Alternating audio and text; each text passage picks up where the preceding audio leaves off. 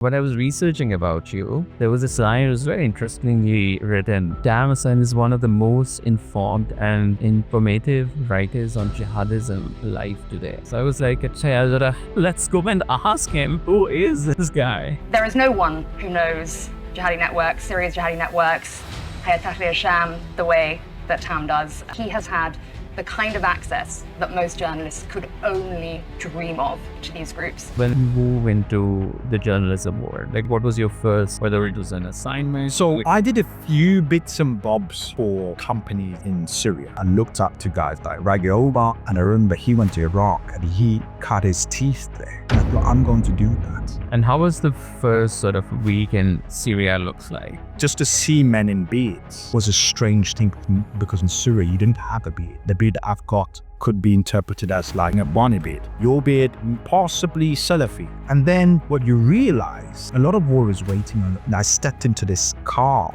for the, and you've got the women started to talk about unnas, just like that. And initially you're calm, then you realize, oh, okay, the fear of those women worried about snipers is infectious. And you start to think, okay, I'm in a tin can now. We're driving in this tin can without any lights. And there's a sniper that can take out the driver and we can die. That was the first shock. When you were in Middle East and Arab Spring happened, how would you describe it? I remember in the early days, I was with one of these guys who came up to a checkpoint now. I heard them what they were saying in Arabic because I saw him unlock his Kalashnikov and I saw him undo the safety and he said to the driver, drive on, but we're not going to let them take us alive. And I'm like, okay, in my mind, I'm like, guys, just return, man. Let's just go. We don't need to go through this checkpoint. We can just go back. Where is ISIS standing right now? Because we have seen the most powerful force in Middle East at one time. ISIS in many ways is dead. I mean, I know that they are still in the periphery operating as a force in the Middle East. I remember meeting the foremost jihadi in Jordan and I remember him discussing. And why the Afghan Taliban or the government right now is unable to change their perception? Where is the problem there? Afghanistan has always been a chessboard and power always shifts with outside powers influencing. Taliban is not a monolithic organization. It's made out of small village Taliban who can't deal with the idea of women being too educated because that was a rift at home. You have conservatives within Taliban that don't want to see them. You have also progressives and there is this battle going on. But the question they have to ask themselves is this.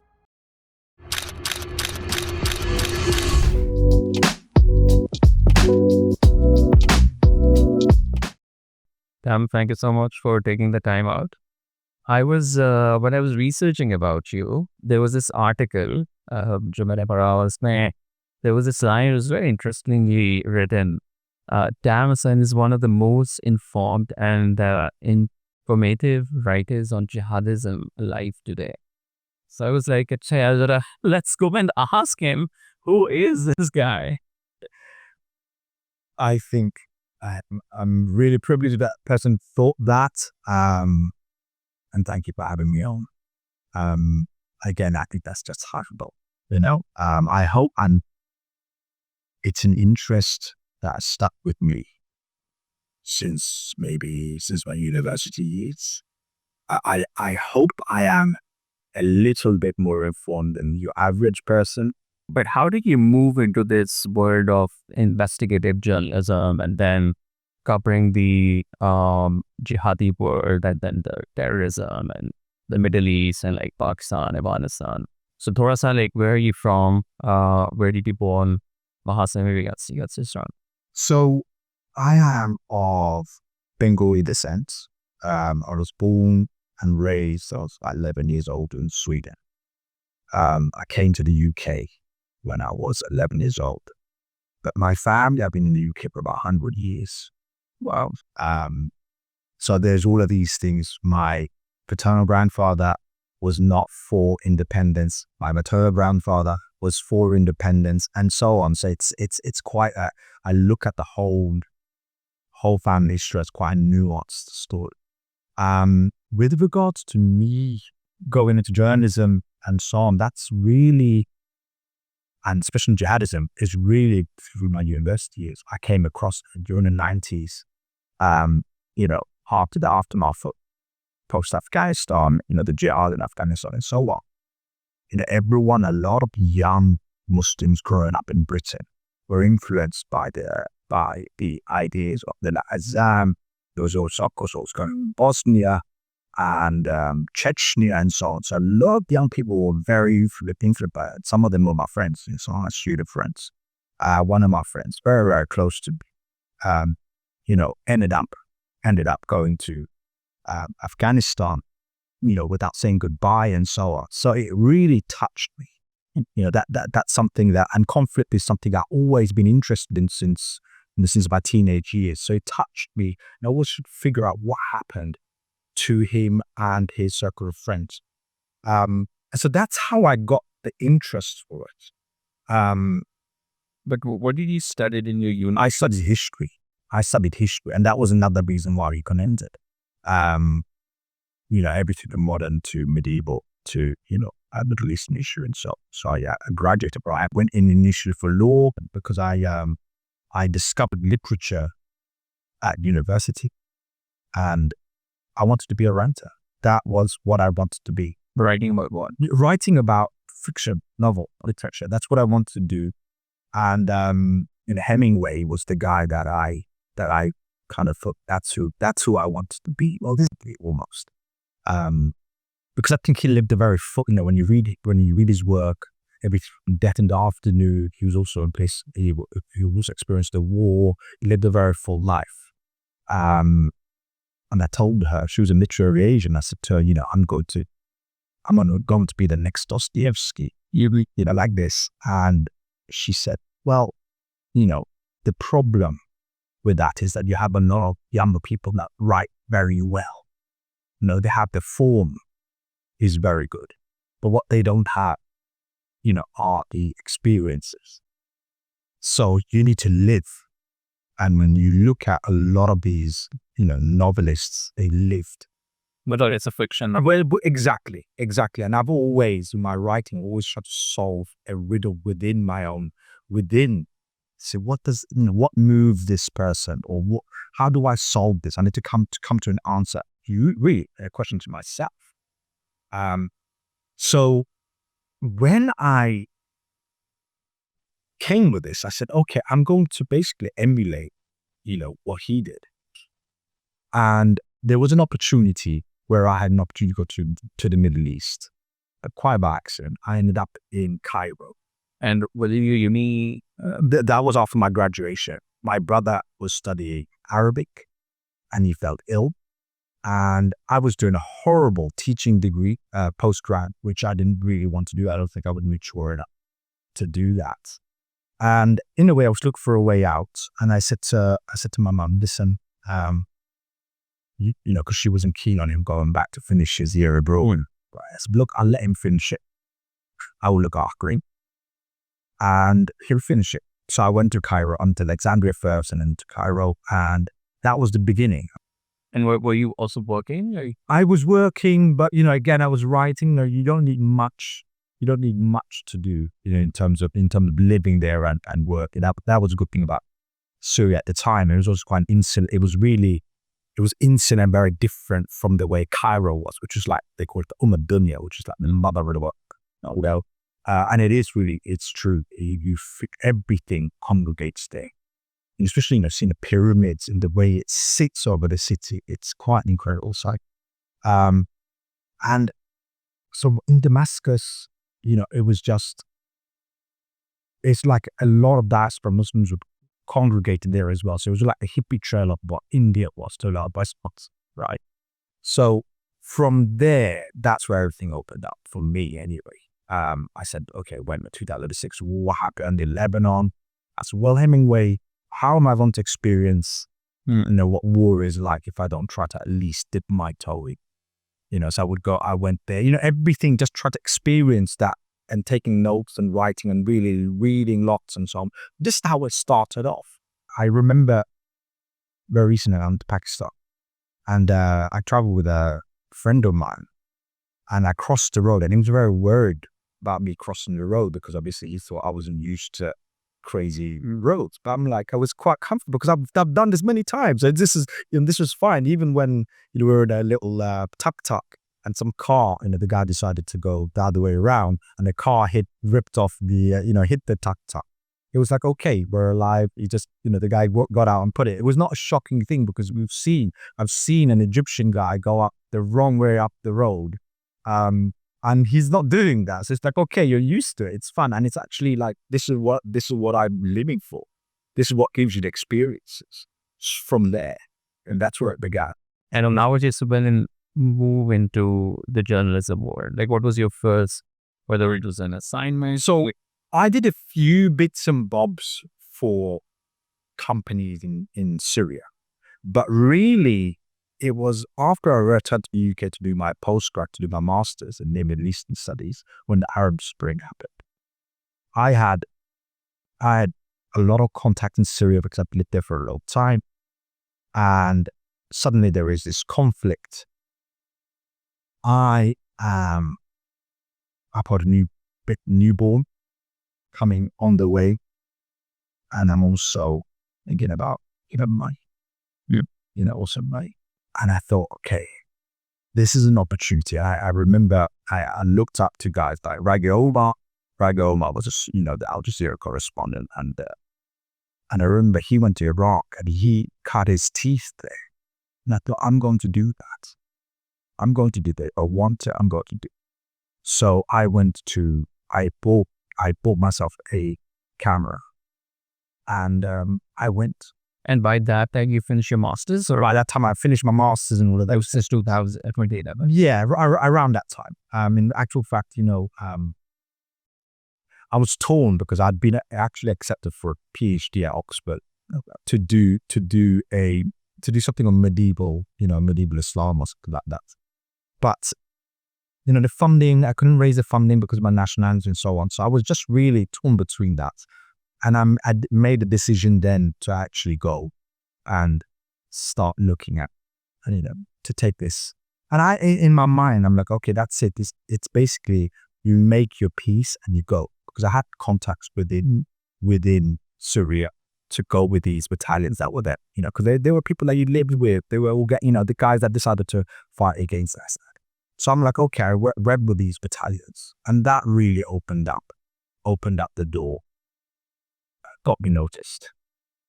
And how was the first sort of week in Syria looks like? It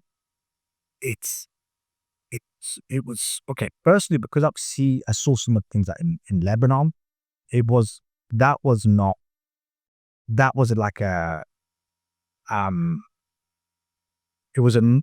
vaccinated me in a way to kind of the shock. But you see, initially when I was in there, just to see men in beards was a strange thing because in Syria you didn't have a beard. Even the beard, for example, the beard that I've got could be interpreted as like an Ikhwani, an Afghani beard.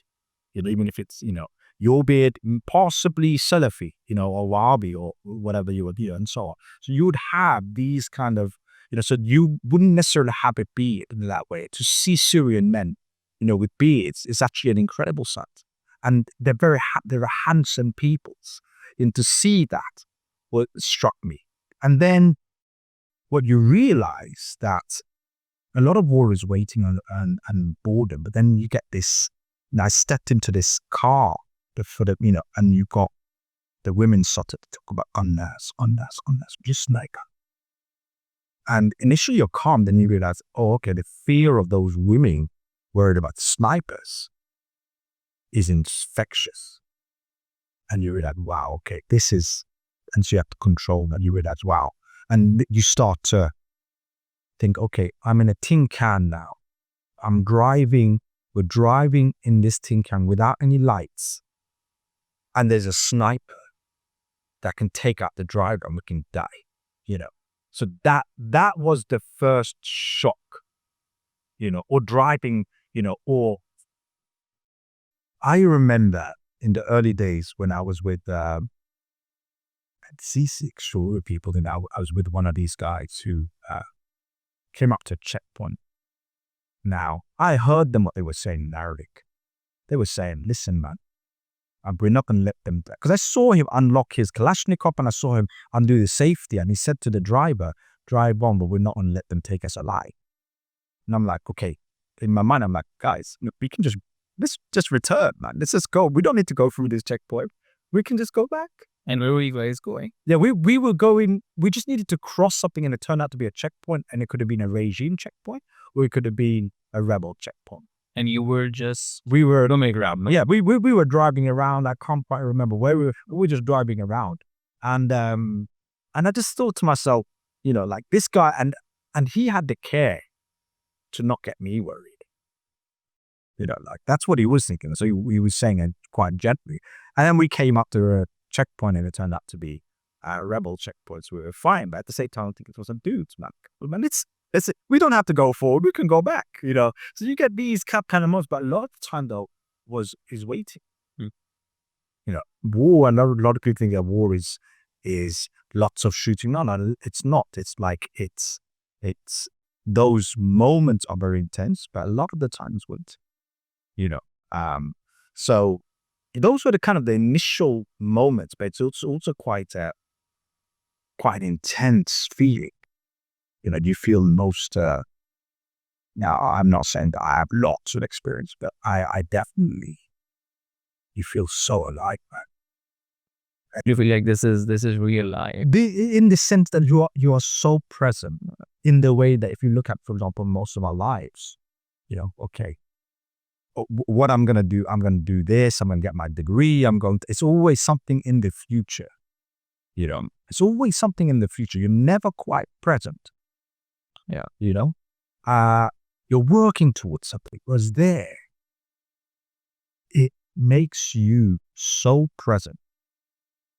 That's what struck me.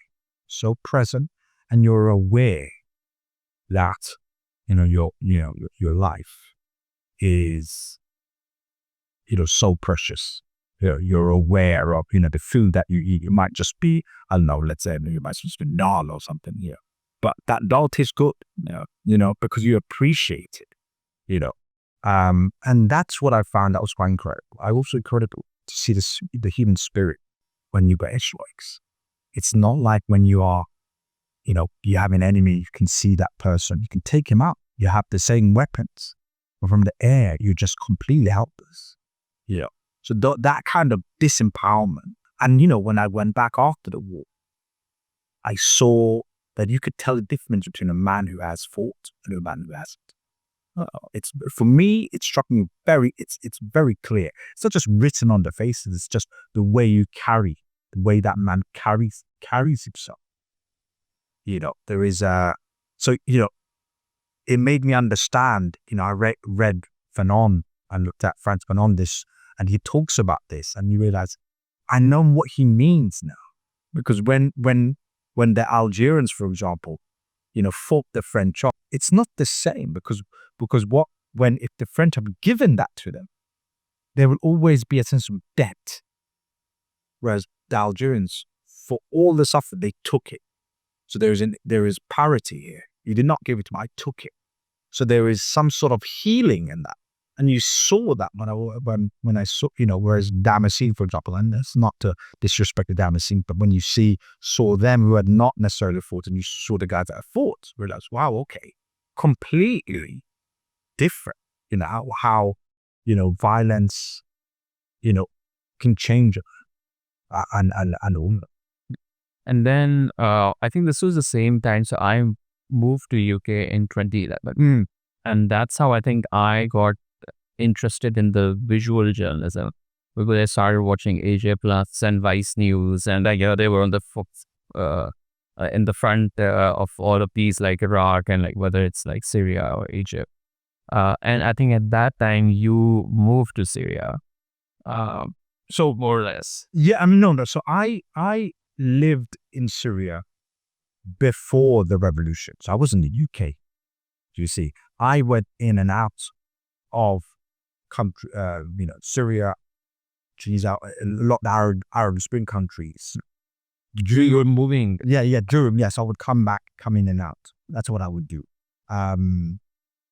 What I also, that work allowed me, got me picked up by the broadcasters.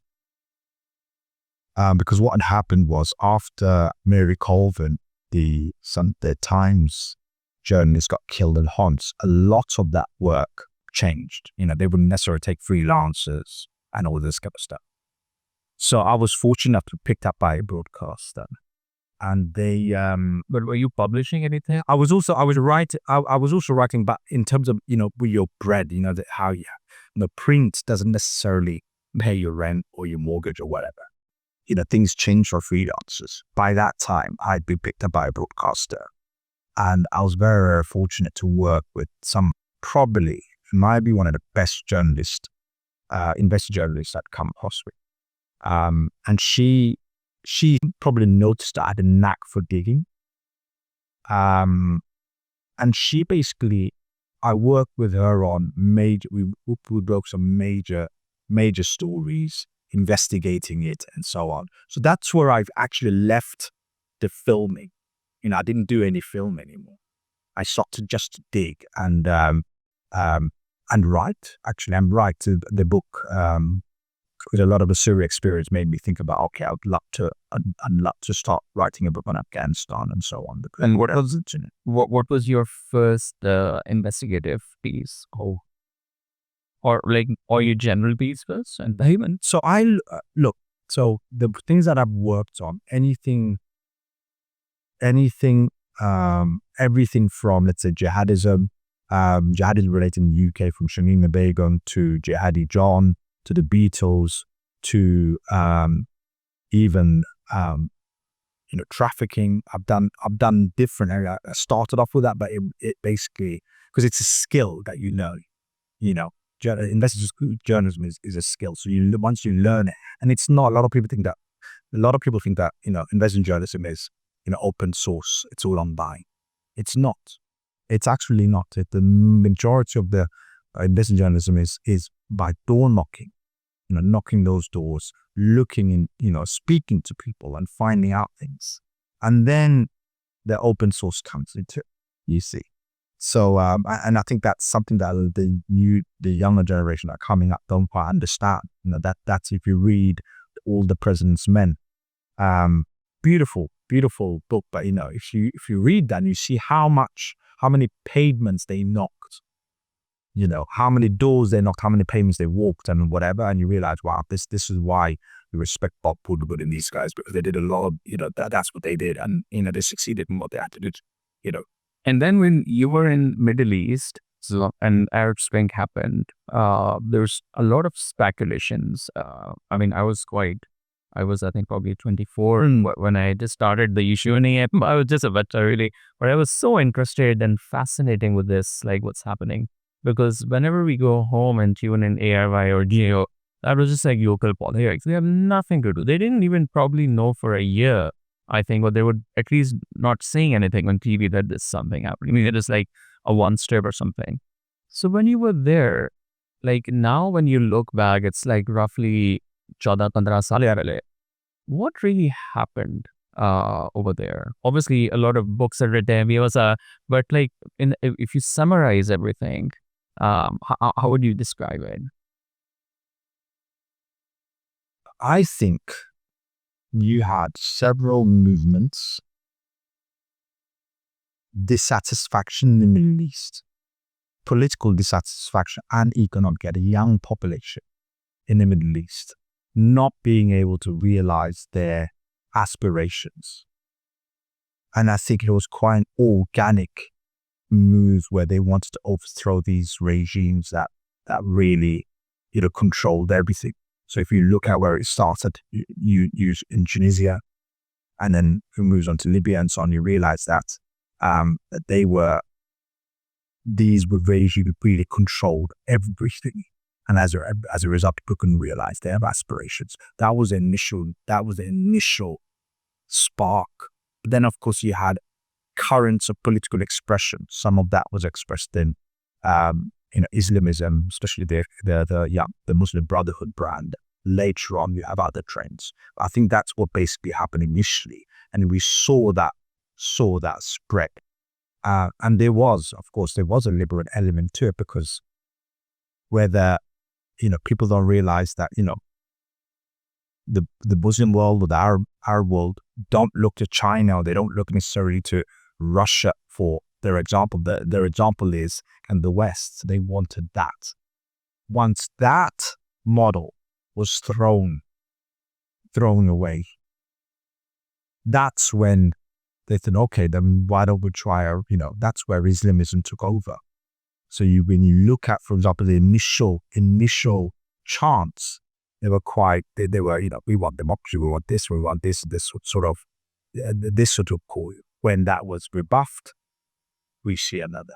Now, I'm not saying that people didn't want Islam or the Islamic movements. I'm not saying that. I'm just saying that, initially that was the model that they wanted, but once that didn't get realized, they looked to alternatives. And do you think like a lot of international powers then also try to sort of hijack the whole Arab Spring as well?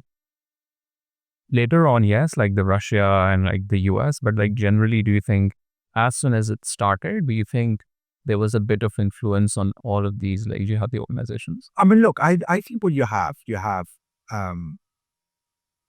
the problem. Let's say if we look at jihadi organizations, the problem with jihadi organizations are they're very, very influenceable. If you look at, for example, I remember reading a small article in the Financial Times actually, which said, they didn't want to, in Syria, they didn't want to necessarily, no one wanted to destroy ISIS. They could have, they were defeated. This was where we're talking about once and being defeated, but no one quite wanted to destroy it because each group could use it as a whether that be the Kurds, whether that be everyone can use it to exert as a force multiplier or as a way of manipulating events, and that that is a very real possibility because this was used, for example, in Algeria in the 90s, where jihadi intelligence services manipulating some of the jihadi groups because they're very manipulable. So that's one aspect of it. I think the Arab Spring scared a lot of monarchies. There were others who tried to harness that popular support and so on. So I do, but then again, later on, and I think that's quite a natural thing. Everyone's going to try to get in there, try to get their outcome. And I don't necessarily think that's and cynical or anything. That's just the way the world is. That's what people do. If you zoom out now, and let's say if this conversation is watched by a kid, like or a young person who don't know much about this whole jihadi word, how would you explain that, like on a very macro level, what's happening in the world right now? So there are like Salafis, there are like, how do you like map out on a very macro level? Okay, on a macro level, I would say that the Muslim world, after it came out of colonialism and the pressure that it faced, people came up with different responses, and many of those responses were human responses. There are impulses within the human being who thinks about, look, let's just take on what they have because they're onto a good thing, right? That's a normal impulse. There is another impulse within the human being, which is, no, we are not going to accept something that's been imposed upon us. We're going to fight that. Other people would say, no, you know why?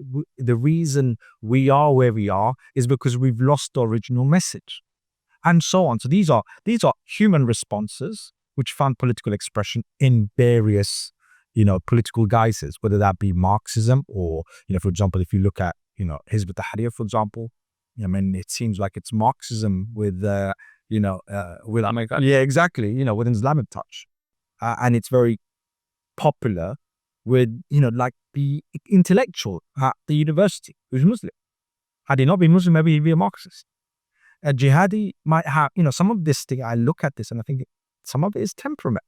Some of it is, I'm convinced by this argument, and so on. So you have these things. I'm not necessarily saying that suddenly, oh yeah, my temperament is that I'm going to become jihadi. I'm not talking about that, but I think that this was one impulse, and then these ideas were there, which were these ideologues trying to grasp with these ideas that were swirling about, with trying to come to a solution. And so that's how I think people took on them, and that's why they existed in the region. And it's not for no reason. I don't necessarily think that they were, created. I think these were organic movements in many ways, trying to deal with a problem that was there. And that's essentially, in my view, modernity. I think the Muslim world are still trying to grasp or come to terms with modernity? Where does the Muslim world fit in this modern world? And do you also think that some of these movements were created by the West as well? I mean, of course. I think that's known. I mean, if you look at, for example, Arab nationalism, if you look at the funding, even let's say the Young Turks and so on, so some of them were, if not funded, certainly encouraged and so on. So yeah, of course, I do believe that. And in a way, that's in their interest. For them to have someone that you try to shape something in your own image. So I do, of course, absolutely. Not everything, but I do think that, yeah. And in Middle East, like again, from 2011 to now, 2025, roughly 15 years, a lot happened. Yes. There were like big groups. Now a lot of them dismantled. Like, no one knows where they go. Like, what's the situation right now? Like, who are the big sort of jihadi groups in the Middle East right now? Look, if being choose one, Ikhwan are not considered jihadi. They're not considered jihadi. They're part of the Islamic movement. There is an umbrella. If you look at Islamic movement, it has an umbrella. So, for example, you might have Abu al-Mawdudi, who's a Pakistani. He would come under the umbrella of Ikhwan al-Muslimin, the Muslim Brotherhood. That's kind of that's where he sits. They're not necessarily jihadis, but of course there are. Yeah, exactly. There are overlaps. And then you might go, on one end you might have that. Then you might have, let's say, kind of the Gulenists, Fethullah Gulen, the Turks. They're on the other, further on the extreme. And then you've got like the Salafis, and the Gulenists and the Salafis. They're very, very different. Are they? And they're still, you would consider them still under the same movement. So and they have their own conception of how Islam is to be applied. For example, Allama Iqbal, although he wouldn't describe himself as an Islamist, but a lot of Islamists take him, and so on. And even if you look at Jinnah being a very, very secular, but the conception that they had, this is still trying to deal with that essential question, isn't it? So and Pakistan, in a way, is an expression of this is how we deal with it. So I look at them almost as a spectrum. Now, the main jihadi group that is a threat in the Middle East, indeed, I think also in Pakistan and so on, is probably ISIS, and in Pakistan it's probably TTP or these sorts of group that causes a problem. And they have their own ideology, very, very different from the Muslim Brotherhood, or not very, but like there might be some overlaps, but they would be different. The Muslim Brotherhood would have a different idea of how things are.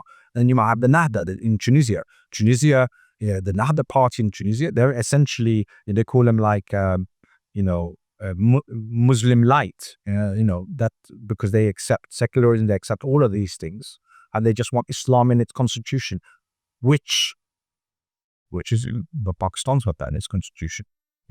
And they would be considered far more liberal and secular.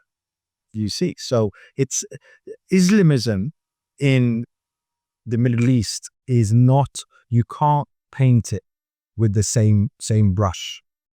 Just like I think in Pakistan, like the mullah, the Deobandi mullah is very, very. In fact, the Deobandi mullah is probably not a big fan of Abu al-Mawdudi, Jamaat, right?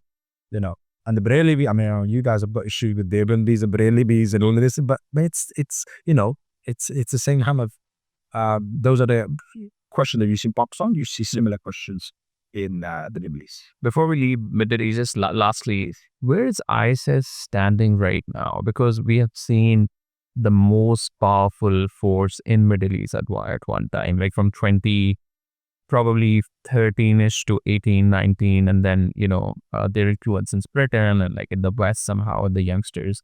But where do they stand right now? Okay, so ISIS in many ways is dead, in terms of as a force. I think they are still, I know that they are still kind of in the periphery and so on, operating as a force in the Middle East. They are. But if you look at, for example, in Afghanistan or Central Asia, it's a different story. Now the splinter groups. Let's just say they are splinter groups, and they use similar. What you find with ISIS is when they are Splinter, they make attacks abroad. That's what they tend to do. A lot of jihadi groups, they said, we want an Islamic state, and etc., etc., etc. That's what they wanted. ISIS comes along. And then they see what that means. In practical terms. In many ways, had ISIS decided, okay, we've got this land now, we're going to really be a state, we're going to deal with Turkey, because Turkey would have preferred ISIS over a Kurdish state, and they became almost like a rational state actor, they may have succeeded, because it was enough Sunni discontent in Iraq for that to succeed possibly. But they were, ideologically extreme, right? They were like, the guys in Cambodia, Khmer Rouge almost, that kind of. And that really made a lot of jihadists in Syria look up and say, hang on, look at what they do. These guys are crazies. Something's gone wrong here. We're taking a wrong turn. So it made a lot of them think, okay, we need to go back and adjust and so on. So I've seen that I remember meeting Abu Qatada, one of the the foremost jihadi ideologues in Jordan, and I remember him kind of discussing these issues, and it was very consistent. It's like, okay, yeah, we've seen this, we've seen that's gone wrong, but we need a state and so on, and whatever needs to be done needs to be done. So I live and let live. That's what it seemed like. So in a way, when you're seeing, what you're seeing in Syria, some of these guys are saying, okay, we're all right with this. I mean, right now, if you see the Syrian government, I think they were also the part of the ISIS, right? So, yeah, so what you find is you have Jolani or Ahmed al-Shara. He started off in Iraq. A lot of Syrians went to Iraq. They joined Al-Qaeda, but not necessarily because they were ideologically Al-Qaeda. When I've been speaking to people, they say, listen, we joined it because that was the only group that will accept us. So they joined it. Also, that was a hard battle. Yes, exactly. Fighting the Americans and so on. So it seemed like a legitimate thing to do and so on and so forth. Then he comes back. And from the conversation that I have had with people who knew and so on, they didn't believe he was ideologically either. What they believed was he is very pragmatic.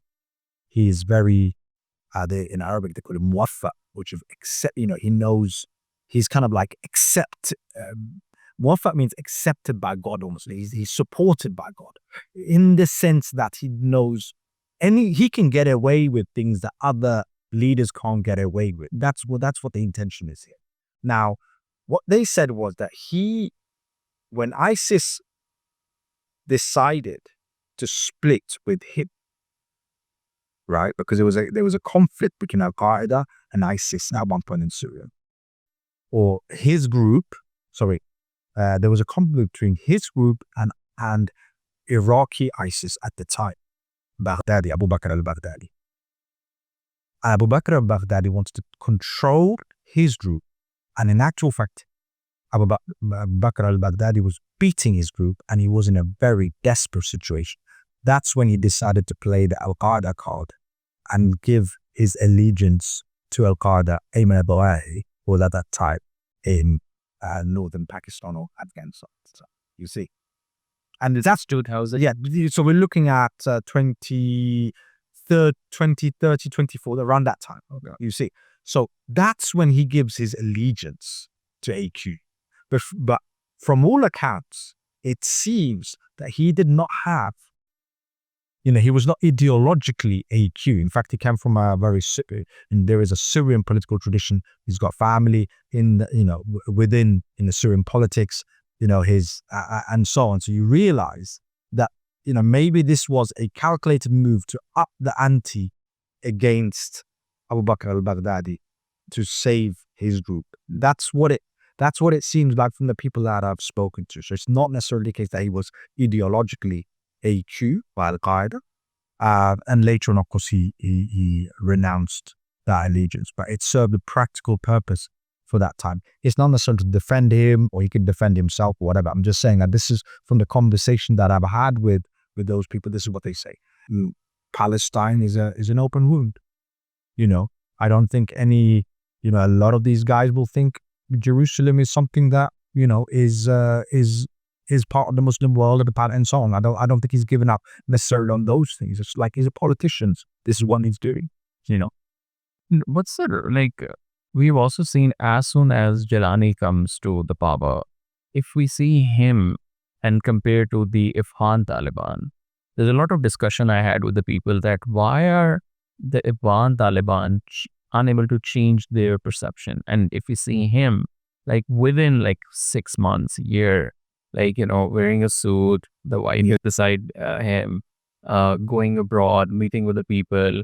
And if you see the visuals, there is no jihadi look, or there's that sort of a look. So how did what really happened there? Okay, I mean, look, for me, that's when I saw Jolani or the Shah turn into that. I said this, I think I have an article I wrote. It was, look, in order for Jolani to actually be acceptable, he needs to put on a tie. But also, I would argue that he's quite comfortable in that world because that is his world. In Damascus, he comes from a place called Mezze. Lived in Mezze. Mezze is a very wealthy or a well-to-do, from a well-to-do family.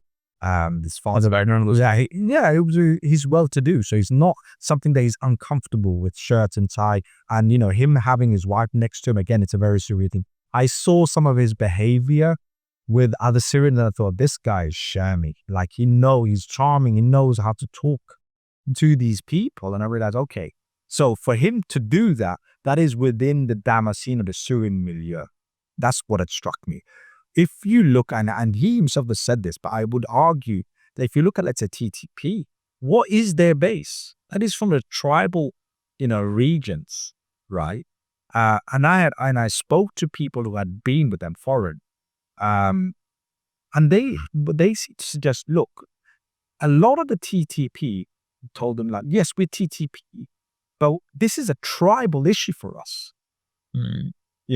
You're doing things to my tribe, and there has to be a response. So it's not necessarily sometimes, yes, we wear the garments of religion and so on, but let's look at it. How much of that is to do with, the code of, what do you call it, the Pakhtunwala, and how much does that come into play, and of course, certain tribes are known to be like eagles, right? And they have a certain, and when you look at some of these TTP guys, they ignored the guidance from some of their own ulama. What came into play? So I would argue some of that stuff was there's a tribal element to it, which Syria has some tribal element, but not necessarily the cities. There are certain aspects of, if you go to the south or, the smaller towns, there are these, but not necessarily in those parts. They're very urbane, very sophisticated, they're educated, and some completely different culture. Now that's why they could change. And one of the pattern which we have seen with the Jolani and the Afghan Taliban, when they took over the capital, it was just so quick that even the international media productions, at least for the Afghan Taliban, there was zero, I think, intelligence news or gathering even as well, that they would be able to capture Kabul that quick. And same with the Jolani and their party. So what really happened there? Okay, so with regards to the fall of Kabul, I'm actually writing a book on this right now. I'm due to submit the draft in July, but it's not. I think the shock was there, but I think that the process of the Taliban taking over, really, there are midterm. Really, it started with the Doha Accords. That's really when America made a deal with them. That's really when Kabul fell. And after that, it was just a matter of time. Of the attack. So I don't accept that they just took over. There was a process that occurred for them to take Kabul. You see, there are, of course. It was a dysfunctional state. Now, but in the accord, was it mentioned somewhere that they will Like after we had a deal, like they will come and take over. No, but what the agreement, what the accord was, the American Green Deal. So which means, And then there has to be peace talks between the government and but the Taliban was just but the government, but the Americans made a separate agreement, not the same agreement with the guys in Kabul. So, which stipulated slightly different things. And this peace talk, it was vague. It was vague. Taliban just reduced their violence on Americans, which was a deal, but that did not mean that they didn't increase their attacks on the Afghan government, right? The Afghan government forces. So it was written then that, okay, that's it. They're gonna, like they're with WAB, and they knew it in that way. So that's one aspect of it. But also, the Taliban, in some ways, they were no longer, with a certain principles, of course, certain values or whatever they have, still is the same, but they were far more urbane. They're not long under the Taliban of 1996 with Mullah Omar and, his cloak and being very, no, these people were living in Doha, Qatar, they had seen the world. They knew how to, they were able politicians in many ways. Hopefully that book will help in clarifying a lot of these issues. So that's one aspect of it. With regards to Syria, what you find is some of it was a bit of a surprise, but I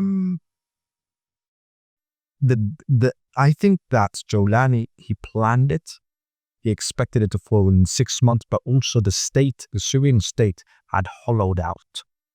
It was hollow in terms of, the soldiers hadn't been paid. What were you fighting for? And I think when that momentum, and if anyone knows about conflict or fighting, knows that once you have the momentum, you can start pushing. And then I think they realized once Aleppo falls, that's it. And Homs, especially with the Homs, fell, that's it. Everything else is going to fall. So you realize that because Assad's state hadn't supported its own troops, the morale was low, and it was effectively a narco state, right? The will wasn't there to fight anymore. You see, whereas Jolani had reorganized his troops, drones, all of these kind of things had been reorganized. He also had a group of foreign, the Turkmenis, very disciplined troops, the Uzbeks. These guys knew how to fight. The morale was higher than they okay, if they die, they become shaheed. So they had all of these things. And once they started to move, that's where, they had the momentum. And that's why, people have to realize that. And I've said this, that this was an immense morale booster for the jihadi movement in many ways. Because a lot of the foreigners were crucial in the taking of Damascus. And it was no thanks to the international community. No one can claim that victory but the Syrian people and those, jihadi or, mujahideen forces or whatever you want to call them. But that, and you see it and you feel it, And that's why, of course, they're very boosted by the fact that, by the fact that Jolani had taken, and Jolani had seen it and had foreseen that. They didn't necessarily think that he could do it, but he did it. And at this moment in time, he's riding that wave. And now if we move to the South Asian side, how do you see, one, I think, what really happened with Al-Qaeda there? I'm sure you've talked to a lot of people who worked with them, joined them, know them ideologically, and as a fighter as well. What's the situation right now, like after the Amal and Zawahiri? Do they have a centralized sort of system, or is it like all scattered? I think, look, at this point in time, I think where they are, they're in Afghanistan, and they're no longer in the kind of the Waziristan area. They're in Afghanistan. From my conversation with the people, they're keeping low profile. Some people are saying that some of the Taliban also, of course, keep an eye on them. But I think they've also, because they don't want them to, mess things up for them. So when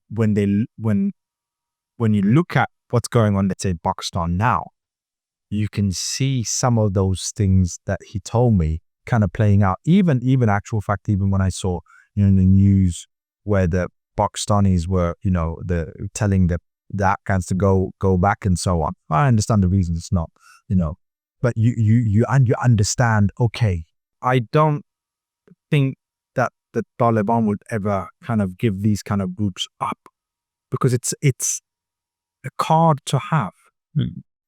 Other way, I mean, like from Pakistani perspective, I think they can even, if on Taliban say, okay, we have nothing to do with them, they might join ISIS and then create a mess in Afghanistan as well. So it's like a very, like, they don't openly support, but they also don't like. Is that saying exactly? I mean, if you notice, they took a very neutral position between the recent year, and that to me made complete sense from these conversations that I was having.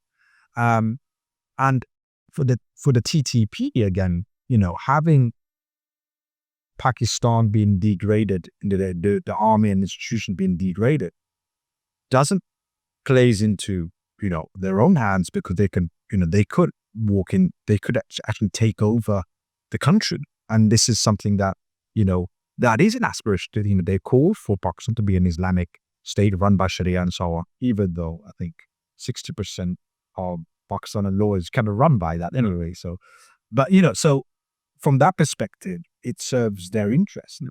But when you have talked to the foreign fighters from UK or other countries who worked or joined TTP or that part of the region, what was their sort of perception and their stories? Okay, so their stories are, firstly, they understood that this was a very tribal thing.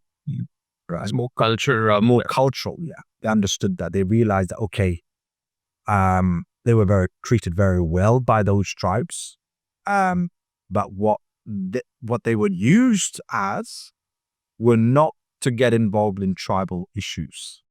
They were not. They were used as they had specific skills, and they were used in Afghanistan mostly against against foreign soldiers and so on, not necessarily to deal with intra-Afghan or, let's say, Pakistani fighting. What you also found was they said that there was a great leavener. What you find now is, for example, drones. You could buy a £150 drone. They said that campaign destroyed any kind of relationship that the TTP or the tribes had with the country itself. I'm not saying this is the case. I'm simply trying to convey what the conversation that they've been telling me about, basically. And can you talk a little bit about your book? I think the podcast will probably come in August, September-ish. So what's the book about? And you were in Pakistan, I think 22, 23? Yes, 23, 24 I was in Pakistan. And how was that? What were you doing there? Afghan National Security Advisor. And he had asked me if I would be interested in collaborating with him on a book. And for me, that's what you do journalism for, to listen, to get a front seat in history. But is he an anti-Pakistan sort of person? Is he neutral? Look, I think that he has a position against Pakistan, as in that he blames Pakistan for, the collapse of the republic and so on, one of those things. But again, whether, I'm interested in, if, let's say, one could interview Faiz Hamid, I would sit down. For me, I'm just interested in, I think we need to have those voices down because it's a the fall of Kabul is a momentous event in the history, in the new century, because in a way, it's kind of like, that's maybe the sign of American hegemony, the kind of American hegemony in the world.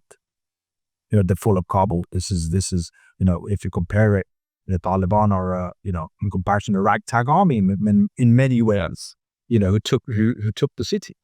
That's historically significant, and it's a sign of American decline. So it's important to America just as much as it's important to that region, including the Pakistan history. So I wanted to do that, to get that oral testimony down. Now, of course, I know that my job was really to take that story down, put it into word, but also to fact check and so on, and give the reader the other sides as well, right? Because that is what my role is. It's not for me. for me to tell him what his views are. Before that, sorry if you don't mind me saying, I wrote a book called To the Mountains with a former Mujahid or someone who fought in the Afghan war. And it gave the Jamiati Islami side, So I'm all for different sides, putting it together. And if I have an opportunity, if I could sit down, let's say, to do a memoir with Faiz Hamid or I'll take it, because it's interesting just to see how these people look at power. Or you walk around in Peshawar and you see, there's, I don't know, Raj Kumar's, it's an incredible thing, So the whole experience was just, of course I got to also visit Azad Kashmir, so when people are talking about, this is back, I'm like, okay, yeah, it's amazingly green. It's not, Jerlem, these kind of places, and you see the way, let's say, such and such Saab sits with his knees. I mean, it's an incredible experience for me, so, and I have immense love and affection for that place, and I hope to God that I get to go back and visit. There are things that I like. I wanted to do Burns Road properly. I never got to do Burns Road like the biryani. Each great. So I just want to try. I want to have this biryani. I want to do this. I want to try this, and so on. So I had a wonderful experience. The next time when you come, we'll host you properly with a very customized. I'm looking forward to that. Really, really. I would genuinely. I especially going up at the Grand Trunk Road. I'd read about. You read about it on. I don't know if you read Kim. Kipling's Rudyard Kipling had a book called Kim. Okay, wonderful book. A lot of people have a go at Kipling, but and he writes about the Grand Trunk Road, and to go up that road, and we were a taxi driver, we'd served in the army, and it talks about those experiences. It's just it's wonderful. It's a wonderful experience. And what's the book about overall? Is it about like an overall Afghanistan landscape over the last? No, it gives you the account of the fall, and inside is account of the fall of Kabul. Very interesting. Which for me, so of course it's going to be a government perspective, it's going to be his perspective, but nevertheless, that's like the second, you've got the president and you've got his closest person next to him, and he's telling you that this happened, then that happened. Now, then all of these things happen, and you're like sitting there thinking, wow, this is amazing, this is crazy. Did you guys talk to Karzai as well? No, but again, but he has the first information. Yeah, So but remember, he was I wouldn't say an opponent of Karzai. He was the Ghani took over after Karzai. So, but then I interviewed, for example, I said to the NDS chief. I spoke to other people like Ahmed Zia, 4-star generals, and you listen, and it's all different perspectives. Some people are very pro Ghani, other people will be like, no, he did this and they did that. I sat down with Ahmed Nasood, who I thought, in Tajikistan, and listened to his story. I listened to Atar Noor in Dubai and his story, and you're like, wow, okay, this is just fascinating. And I don't have any, skin in the game. This is just, I just think to myself, I think anyone in the subcontinent will find this, because it will affect all of us.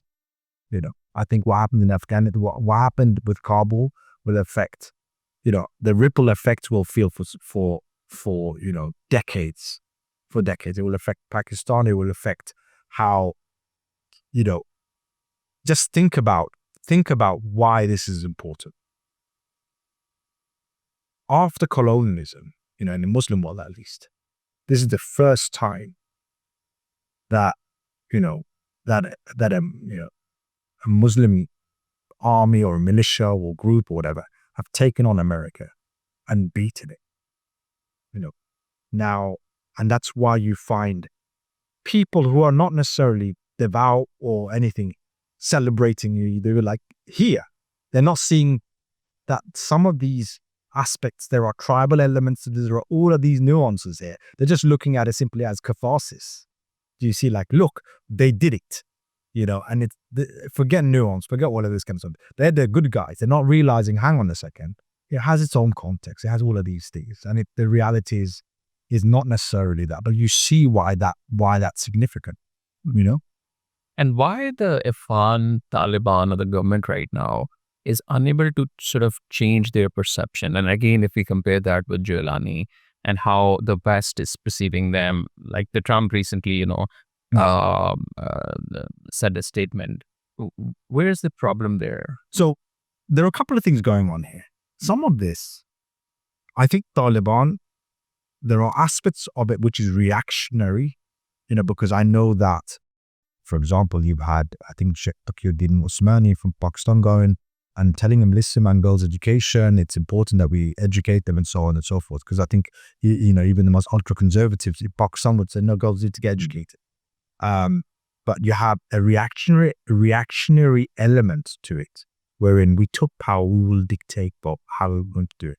Of course, Taliban is not a monolithic organization. It's made out of, let's say, you've got your small village Taliban who can't deal with the idea of women, girls being too educated because that was a rift at home. You have the conservative.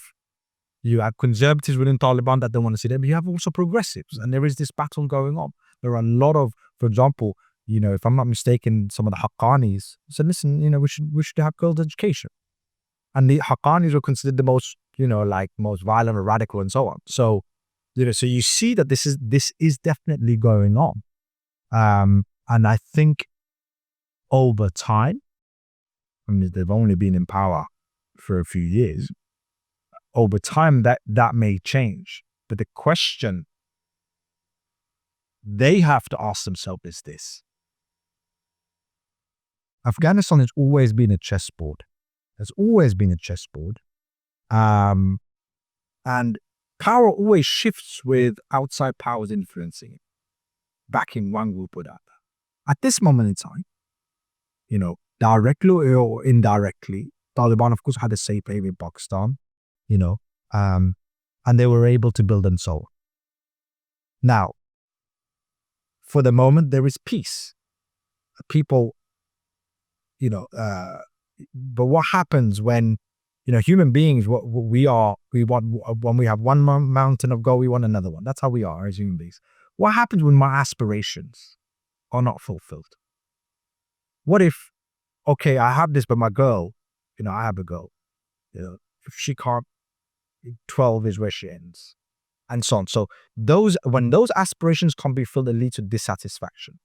And there is dissatisfaction in certain areas. And if they grow and an outside power takes over, it could be that they can be overthrown. Right? So you have this, for example, amongst the, you've got the NRF, you've got the Afghan Freedom Front and so on. So these groups are available. It might be tiny problems now, but if that dissatisfaction snowballs and you have an outside power coming in, then that can lead to further violence. So I would suggest they need to think about these things, because if you cannot, I suppose successful governments are those that allow for the aspirations of people, the people's aspiration to be realized. If not, it can lead to destabilization, especially a chessboard like Afghanistan. You've done a lot of work in the Middle East and, Pakistan, Afghanistan, and like other parts of the world, and very interesting, in-depth and very difficult topics as well, which are very mentally very draining as well. Like whether it's not just mentally, like also the security as well. How did your sort of perception about the world sort of changed over time after meeting with a lot of different sides of people and different stories, whether it's a government or whether it's jihadi organizations? So my own attitude with all of these things is I go in, and of course you can never not have personal feelings or how you feel about it. But I see myself as, I'm sure you're the same, as a representative of people at home, because this is the privilege that I have.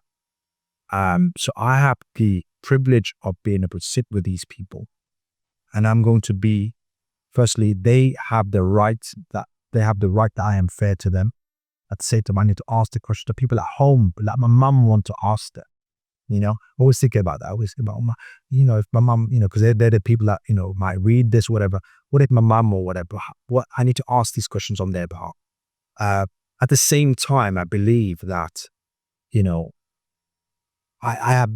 has to be a fairness It doesn't matter if I agree with them or not. I think fairness and no judgment is important. So I have found that I can sit across different people without me judging them and just appreciating, understand that, look, sometimes,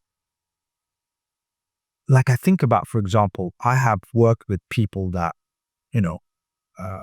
were part of the invasion of Iraq and they protected my back, in the circumstances. And you're like, okay, this is a human being that is an arm of state. He didn't, I would, and he has a story. Yeah, so it's not my job to say you are wrong and you're right. Okay, what's your story? I'm a collector of stories.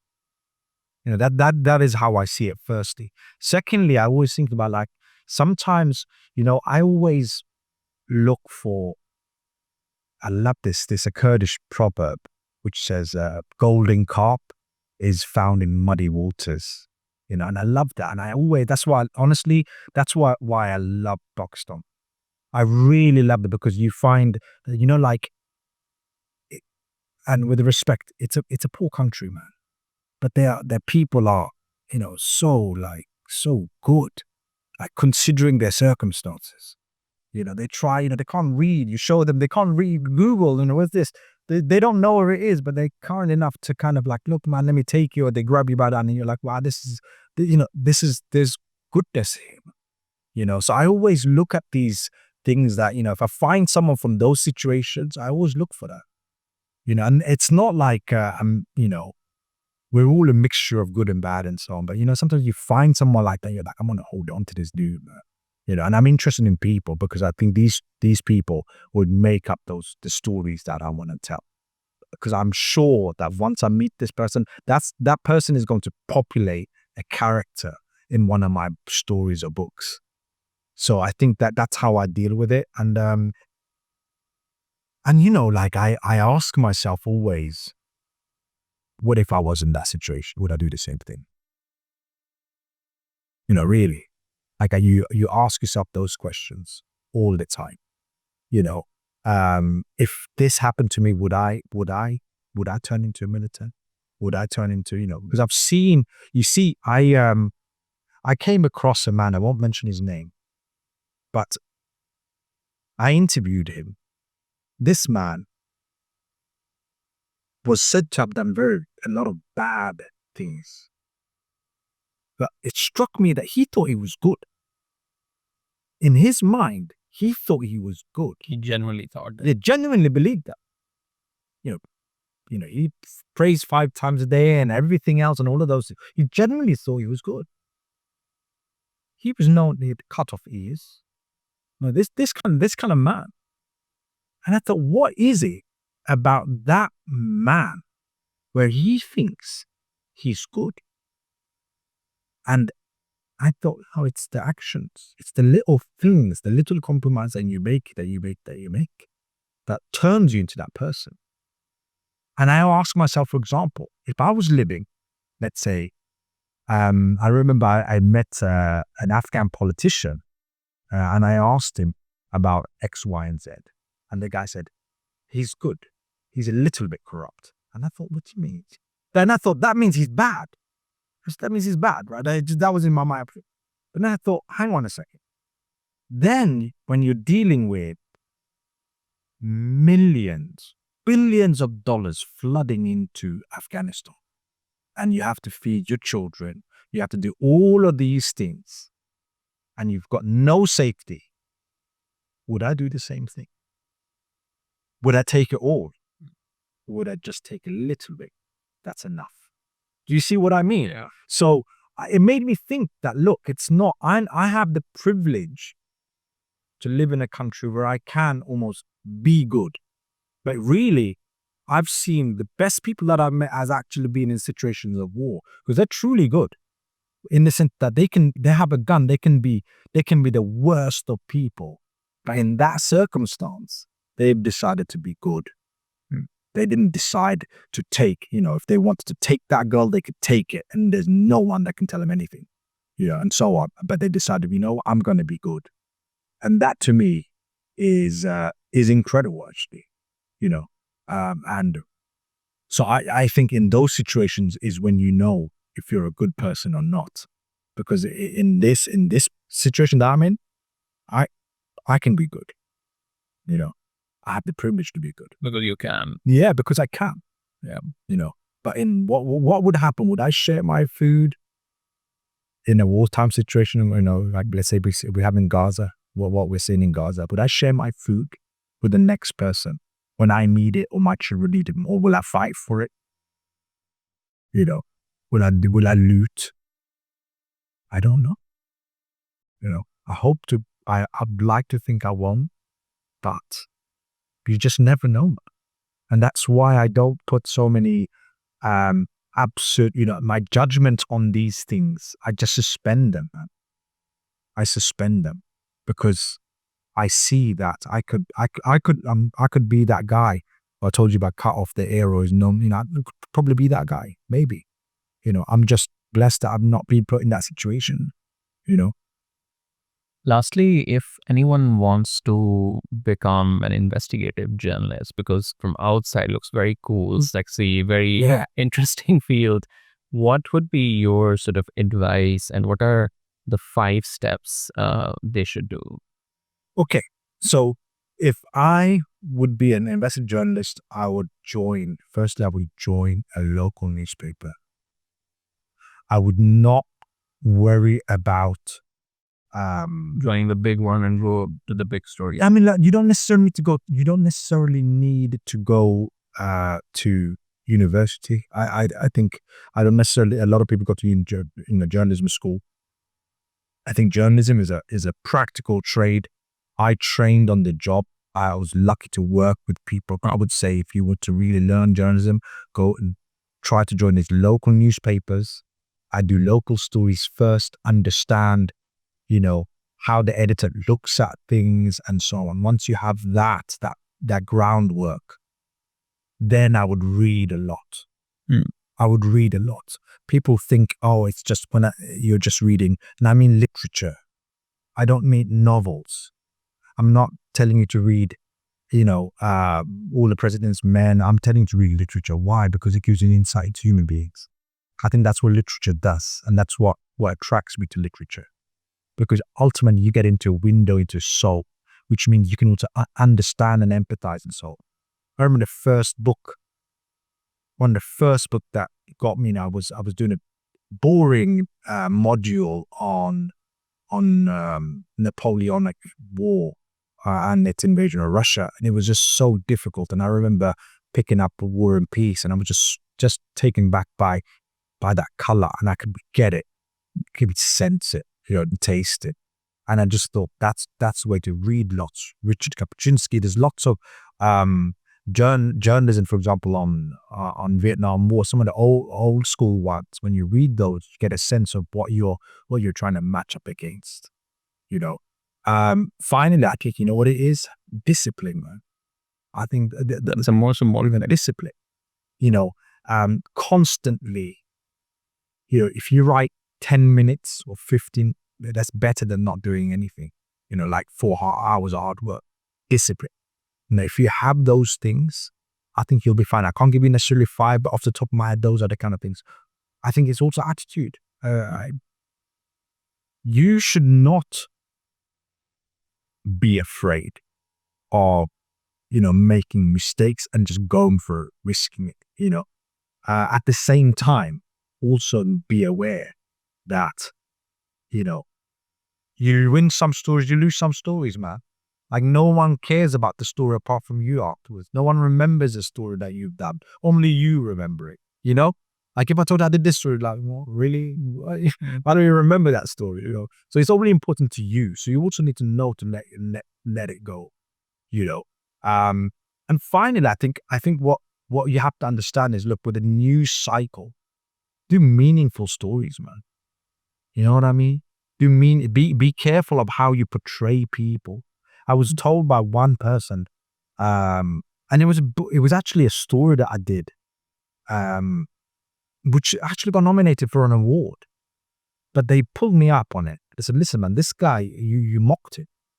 It was mockery in there. It was a tone that you had And I don't think you were fair to him, even though the guy was crazy.